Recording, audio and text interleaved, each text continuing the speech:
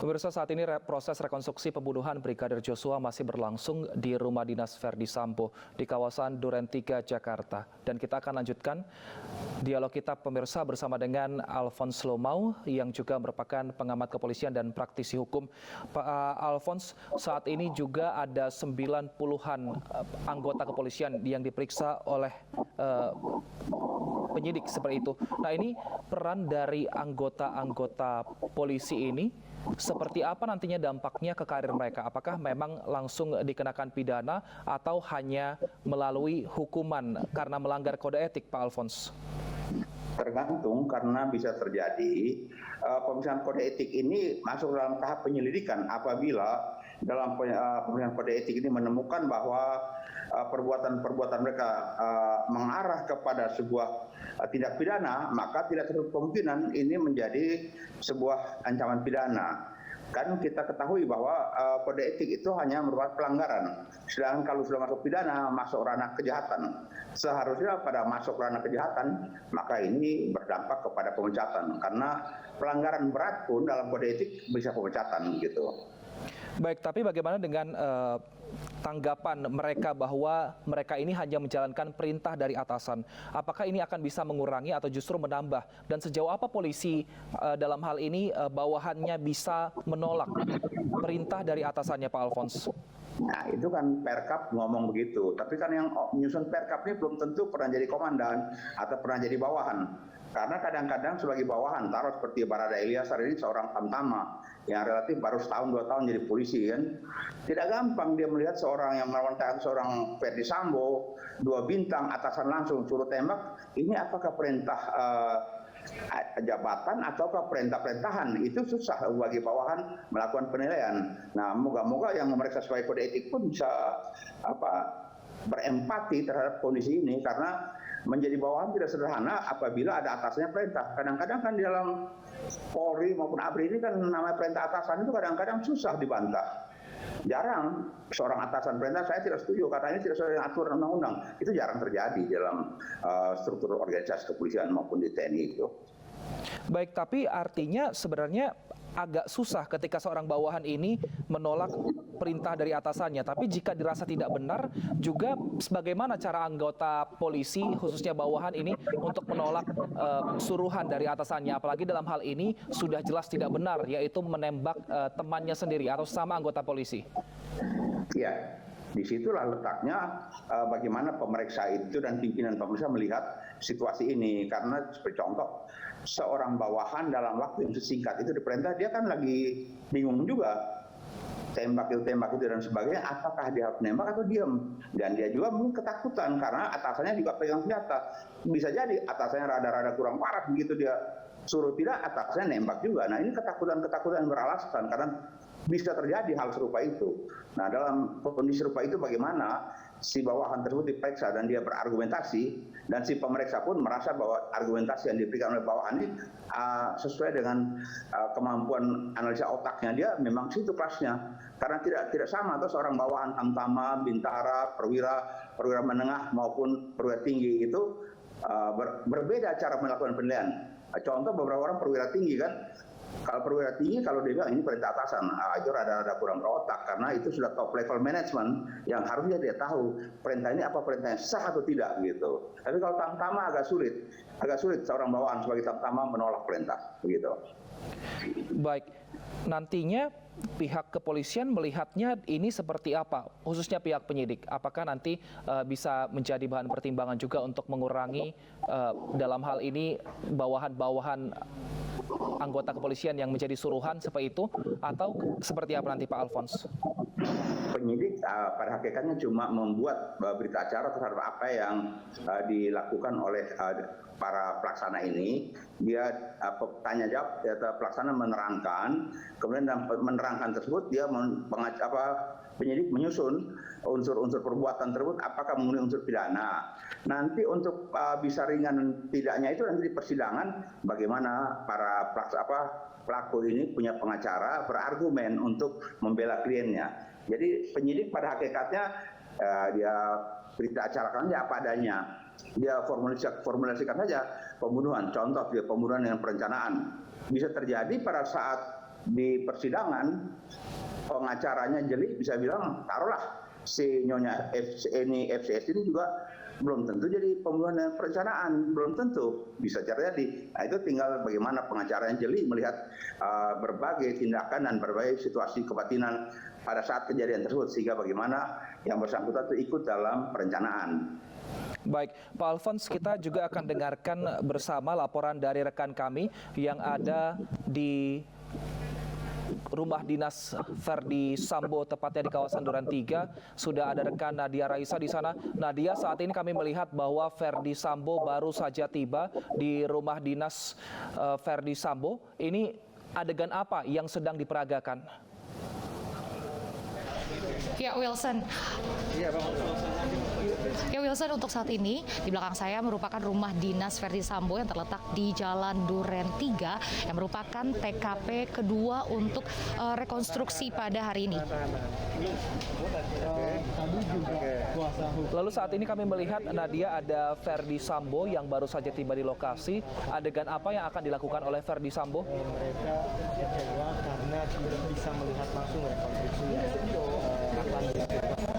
Semua tersangka hadir untuk melakukan rekonstruksi. Ya, Wilson, di sini bisa kami sampaikan bahwa memang cukup ramai dan kami juga sulit untuk memantau dari sini. Tetapi untuk di rumah dinas Duren 3 tempat saya melaporkan ini, tentunya ada adegan pembunuhan Brigadir Nofriansah Yosua Huta Barat, dan tidak hanya Ferdi Sambo saja yang akan datang ke sini. Tentunya 4 tersangka lainnya juga akan tetap dihadirkan di sini. Ya, Wilson. Baik, Nadia, lalu saat ini sudah berapa adegan yang dilakukan di rumah dinas Ferdi Sambo? Udah belum, Bang?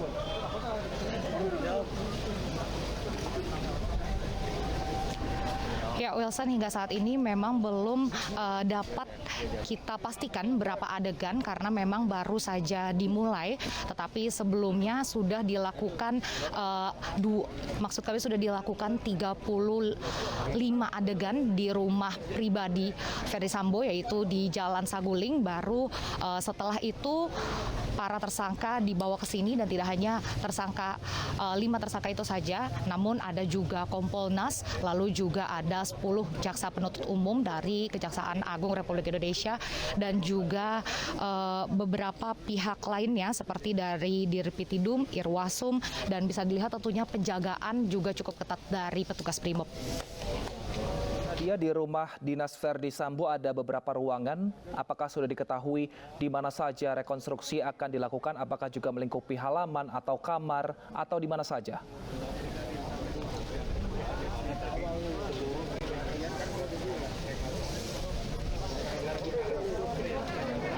Ya, Wilson, hingga saat ini kami masih belum mendapatkan informasi terkait ruangan-ruangan mana saja yang akan dijadikan sebagai tempat untuk rekonstruksi, dan ada berapa ruangan saja yang akan digunakan. Tetapi yang dapat kami sampaikan adalah ada 27 adegan yang akan dilakukan di rumah dinas Duren 3 ini.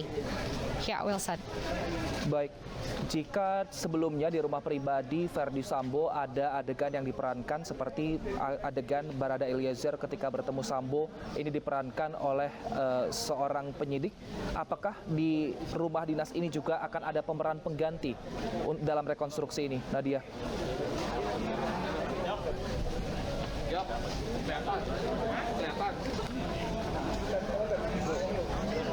Baik, Wilson, menurut informasi yang kami dapatkan, Barada Eliezer akan tetap mengikuti rekonstruksi. Namun jika ada adegan yang berhadapan langsung dengan Ferdi Sambo, menurut informasi yang kami dapatkan, Barada Eliezer akan digantikan oleh tim penyidik.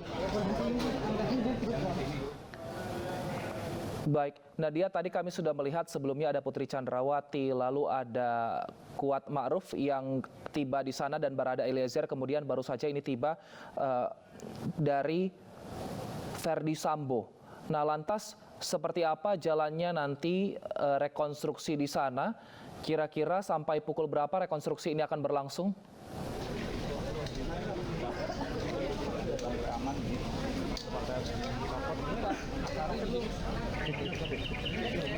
Ya, Wilson, kami belum bisa memperkirakan akan berapa lama, tetapi melihat sebelumnya rekonstruksi yang sempat dilakukan di rumah pribadi Ferdy Sambo yaitu di Saguling yang dimulai dari pukul 10 dan pukul 14.30 baru dimulai di TKP kedua yaitu di rumah dinas Duren 3. Jika di Saguling ada 35 adegan dan di sini ada 27 adegan. Jika melihat jumlah adegan yang akan dilakukan, seharusnya di rumah dinas Ferdy Sambo ini akan lebih sebentar dibandingkan dengan rekonstruksi yang dilakukan di rumah pribadi di Saguling.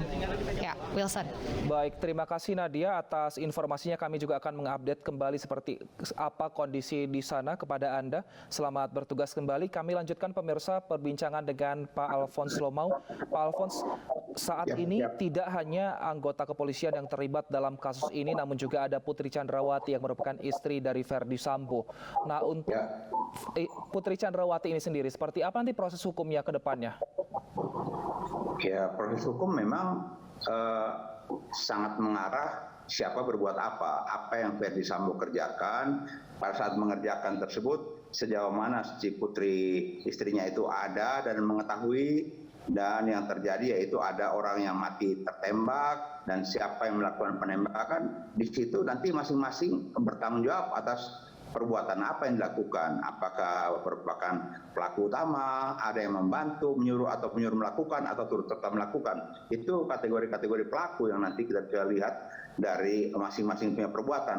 Dan terhadap perbuatan-perbuatan itulah nanti dipersangkakan yang pasal pidana pembunuhan ini. Penetapan kategori pelaku ini apakah saat persidangan atau mungkin dari saat ini rekomendasi dari penyidikan juga nanti kepada pihak jaksa, Pak Alphonse? Pada saat penyidikan itu sudah ketahuan siapa pelaku, siapa yang membantu, siapa yang menyuruh melakukan dan yang turut melakukan. Pada saat penyidikan sudah ketahuan. Kan misalnya ada yang berdiri-berdiri saja mungkin pembiaran, atau pada saat itu ada yang mungkin bantu bersihkan orang tempat supaya hilang menyulitkan TKP dan sebagainya. Karena ini kan masing-masing berbuat apa itu sudah disusun dalam berita acara nantinya. Baik, jika anggota polisi ini ada dua hukum yang menjerat, ada hukum pidana lalu juga ada kode etik kepolisian. Lantas kalau untuk PC sendiri apakah memang hanya pidana atau mungkin pidana tapi lebih berat karena memang tidak dikenakan kode etik, Pak Alphonse? Sebenarnya kode etik itu kan buntutnya cuma untuk pemecatan. Kalau pidana kena otomatis pemecatan, karena namanya pidana itu kejahatan sih. Kalau kode etik kan pelanggaran. Nah, kalau pelanggaran itu sifatnya lebih ringan daripada kejahatan, kan begitu. Jadi sebenarnya kode etik itu mestinya dia masuk ke dalam konsep penyelidikan. Begitu kumpul-kumpul data, wawancara dan sebagainya loh. Oh ini ada peristiwa pidana, ini orang termasuk dan sebagainya. Stop kode etik, nggak usah lagi ngomong kode etik, buang waktu kan, masuk ke penyidikan. Sebagai apa dia di situ, kan begitu. Baik, pemirsa, saat ini kita juga menyaksikan banyak sekali anggota polisi, TNI dan juga pihak kepolisian yang berjaga dalam rumah dinas Ferdy Sambo di kawasan Duren 3. Pak Alphonse, tadi kita juga melihat dalam rekonstruksi ada banyak sekali anggota di sana. Sebenarnya adakah aturan siapa saja yang boleh ikut dan berapa orang dalam proses rekonstruksi yang sedang berlangsung?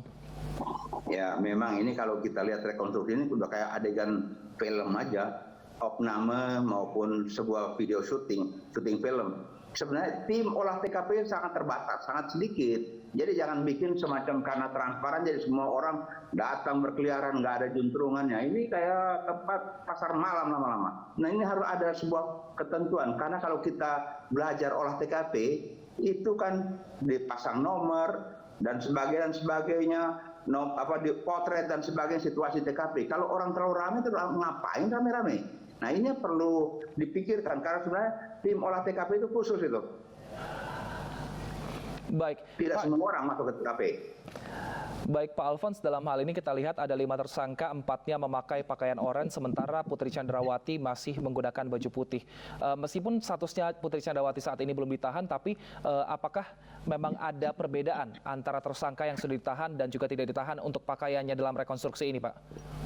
Sebenarnya kalau tersangka ya pakaiannya sama, tapi kalau toh pakaian tidak sama pun tidak menjadi soal penting karena mungkin penyidik punya pertimbangan tersendiri. Karena yang paling pentingnya itu mereka memerankan apa yang dikerjakan pada saat terjadi tersebut. Jadi mungkin kalau soal beda-beda pakaian, toh tidak beda ancaman hukuman. Mau pakaian orange pun, mau taruhlah seperti kemarin si Sambonya mau pakaian dinas bersidang pun nggak ada pengaruhnya karena toh putusannya pecat kok begitu. Jadi soal pakaian jangan terlalu dipersoalkan begitu. Baik, tapi saat ini PC juga belum ditahan. Alasannya kesehatan. Namun kita lihat saat ini PC dari pagi sampai sekarang masih segar, masih bugar untuk mengikuti rekonstruksi. Sebenarnya apa alasan polisi tidak menahan PC dan seberapa kuat surat sakit ini yang dimiliki oleh PC sehingga membuat dia tidak ditahan? Jadi pertimbangan ditahan tidaknya itu pertama agar yang bersangkutan tidak melarikan diri. Nah sekarang kan itu pertimbangan subjektif dari penyidik kan, apakah seorang PC wanita ini akan lari atau enggak.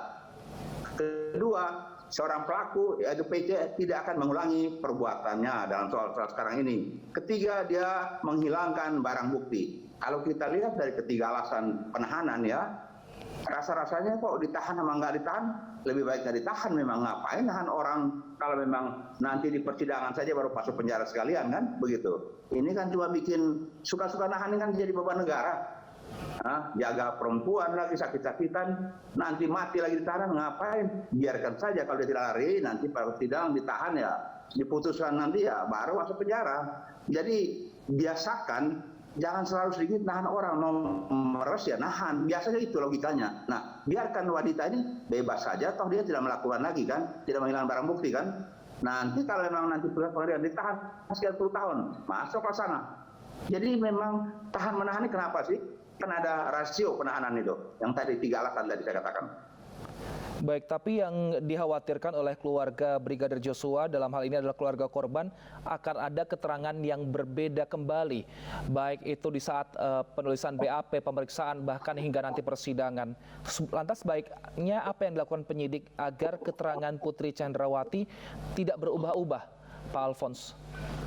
Mau berubah 1000 kali pun nanti di persidangan itu kan nanti kan hakim akan bertanya sesuai dengan apa yang diberita acara. Silakan aja dia mau jawab apa, karena keterangannya tersebut sesuai enggak dengan keterangan yang lain-lain pada saat kejadian tersebut. Jadi kalau ada yang berpikir nanti dia berubah-ubah, dia mau berubah siang, malam, pagi, sore pun nggak ada masalah. Toh berita acara sudah ada, pembunuhan dan perencanaan. Sekarang tinggal buktikan apa-apa yang dia kerjakan. Dia mau berubah tidak berubah banyak karena berita acara nanti lebih banyak nanti hakim punya pertanyaan-pertanyaan berdasarkan berita acara tersebut. Jadi kekhawatiran itu berlebihan. Baik, terima kasih Pak Alphonse Lumau atas informasinya, atas dialog kita sore ini. Terima kasih Pak Alphonse, sehat selalu. Baik pemirsa, kami sekarang menampilkan rekonstruksi adegan pembunuhan Brigadir Joshua di rumah dinas Verdi Sambo yang berada di kawasan Duren 3, Jakarta. Kita lihat Verdi Sambo dipertemukan dengan Baradae di ruang tengah dari rumah dinas Verdi Sambo.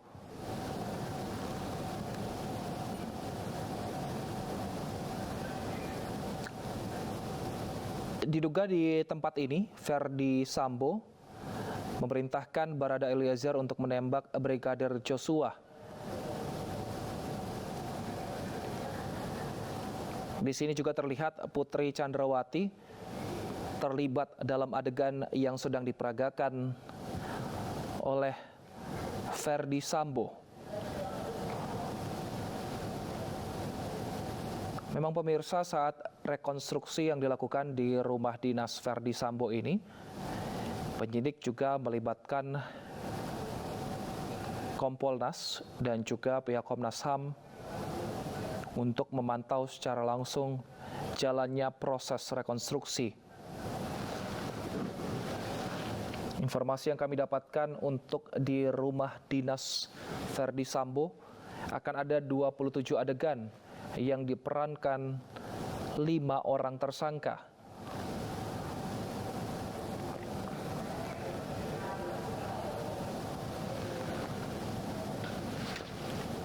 Di lokasi sebelumnya, peran Barada Eliezer ini digantikan oleh orang lain ketika berhadapan dengan Ferdi Sambo.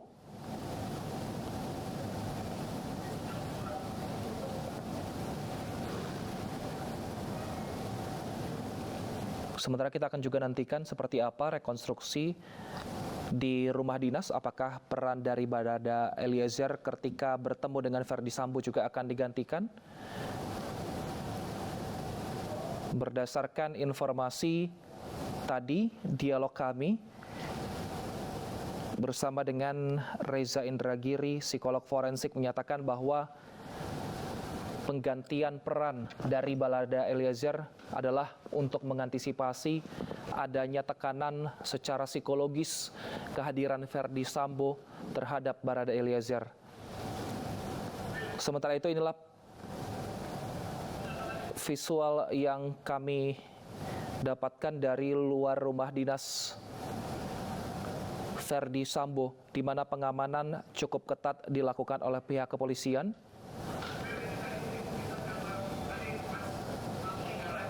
Dan pemirsa, ini merupakan visual saat Ferdi Sambo keluar dari rumah pribadi yang akan menuju ke rumah dinas Ferdi Sambo di Duren 3, Jakarta. Beberapa menit lalu Ferdi Sambo dibawa dengan tersangka lainnya menggunakan mobil yang berbeda. Tujuannya untuk mengurangi atau meminimalisir adanya intimidasi secara psikologis yang terjadi.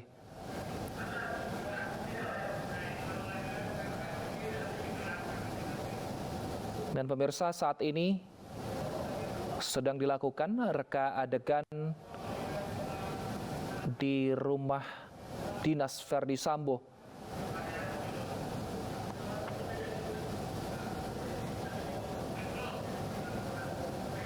Kita lihat pemirsa, sejumlah penyidik di sana juga bersiap untuk terus mencatat dan juga melakukan rekonstruksi atau adegan berikutnya. Dan pemirsa, breaking news masih akan kembali usai jeda, masih dengan informasi seputar rekonstruksi pembunuhan Brigadir Joshua saat ini di rumah dinas Ferdi Sambo.